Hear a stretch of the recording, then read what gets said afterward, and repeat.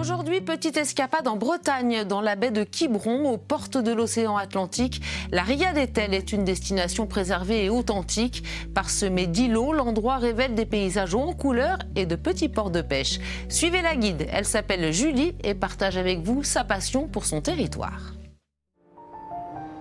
C'est l'un des joyaux de la Bretagne, la Ria d'Etel, un aber de 35 km de long entre l'Orient et la presqu'île de Quiberon. Ici, à marée montante, l'océan vient s'unir aux eaux douces du fleuve pour donner naissance à un écosystème unique. Été comme hiver, la Ria attire les amoureux de beaux paysages et de nature préservée. C'est ici que Julie a choisi de poser ses bagages il y a quelques années pour organiser des activités touristiques éco-responsables. L'hiver, moi, ce que j'adore, c'est que on est sur une zone en fait qui est la Ria d'Etel, qui est classée Natura 2000, et c'est une zone d'hivernage où beaucoup d'oiseaux migrateurs vont s'arrêter. Donc là, c'est marée basse et on peut observer quantité d'oiseaux qui sont venus pique-niquer. Très prisée des touristes l'été, la Ria retrouve sa quiétude en hiver. Salut Julie. Salut Julie. Ça va? Ouais, et toi? Une période plus calme aussi pour Julie, qui en profite pour retrouver ses amis. Aujourd'hui, balade dans les rues d'Etel avec une autre Julie. J'adore parce qu'il y a toujours des petites notes de couleur, et en fait c'était la peinture qui était utilisée par les pêcheurs avant, c'est ça? Exactement. Parce qu'il leur restait un peu, donc ils décoraient les maisons avec. Toutes les petites maisons collées, souvent c'était les maisons des marins pêcheurs, et les plus grosses demeures, c'était celles des patrons pêcheurs, des armateurs. Ruelle des Champs. Pourquoi la ruelle des champs? On n'est pas du tout dans les champs là. Non, mais en fait, derrière ces maisons, avant il y avait des champs, maintenant il y a un lotissement, mais avant il y avait des champs. Etel ne compte que 2000 habitants l'hiver. Une petite ville paisible, mais qui n'en demeure pas moins animée toute l'année. Le cinéma est ouvert à l'année, le musée, la médiathèque. Il faut savoir aller dans les petits recoins et pousser les bonnes portes pour dénicher en fait toutes les activités qu'il y a à faire pour tous âges et toute l'année en fait. Passé le pont Le Roi, la Ria s'élargit, abritant dans ses méandres une multitude d'îlots. Les plus connus, l'île de Saint-Cado et l'îlot de Nichtarguer avec sa célèbre maisonnette aux volets bleus.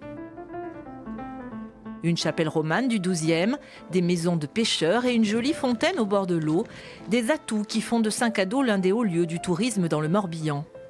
Ancien marin-pêcheur, Thierry Philippe préside aujourd'hui l'association Tude Saint-Cado, chargée d'animer le village tout au long de l'année, en faisant revivre son riche passé maritime.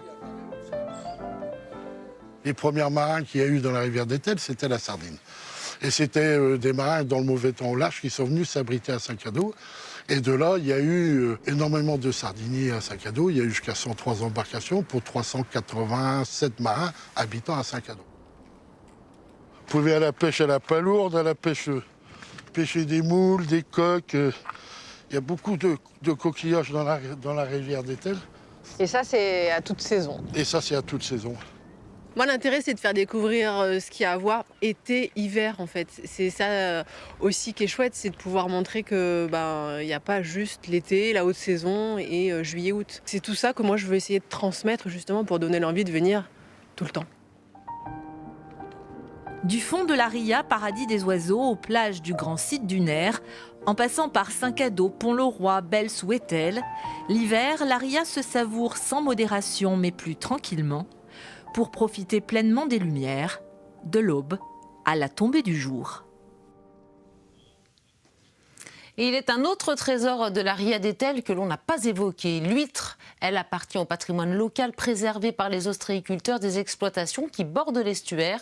L'huître de ce secteur est très appréciée des connaisseurs. Il faut dire que la très bonne qualité des eaux de la Ria ainsi que son écosystème unique rendent les conditions d'élevage idéales. En témoigne ce professionnel, Sébastien Herpeux. Il est ostréiculteur à Bels. Une huître, c'est environ 3 ans d'élevage au total, en partant du naissain d'huître, hein, donc les bébés huîtres, 3 ans, voire 4 ans.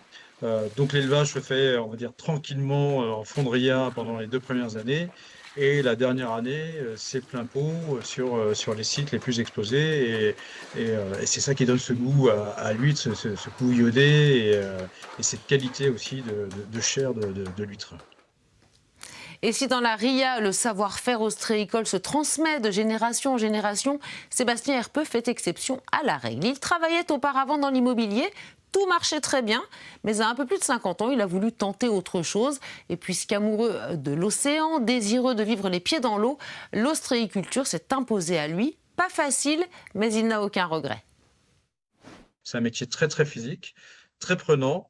Donc oui, je suis très heureux de mon choix. Lorsque je me déplace pour des prestations bar à huîtres, que ce soit pour des entreprises, pour des événements familiaux, systématiquement on sait que ce produit huître donnera beaucoup de plaisir aux différents convives et c'est pour moi évidemment une certaine satisfaction. Et quand vous aurez dégusté les belles huîtres de la RIA, vous pourrez poursuivre par une visite au musée des Tonniers. Il retrace la formidable épopée des marins d'Etel, l'un des plus puissants ports de pêche français au XXe siècle. Une visite virtuelle du musée est même disponible en ligne sur son site internet. Autre endroit à ne pas manquer à Etel, l'emblématique glacière construite en 1946. C'est là que l'on produisait de la glace pour la conservation des poissons du port local. En 2019, la glacière a été lauréate du loto du patrimoine. À voir absolument donc, mais fermé pour d'importants travaux, le bâtiment doit rouvrir ses portes à la fin de l'année. Et si vous vous trouvez du côté de la RIA d'Etel la première semaine du 15 août, vous serez à moins de 30 km de Lorient et de son célèbre festival interceltique.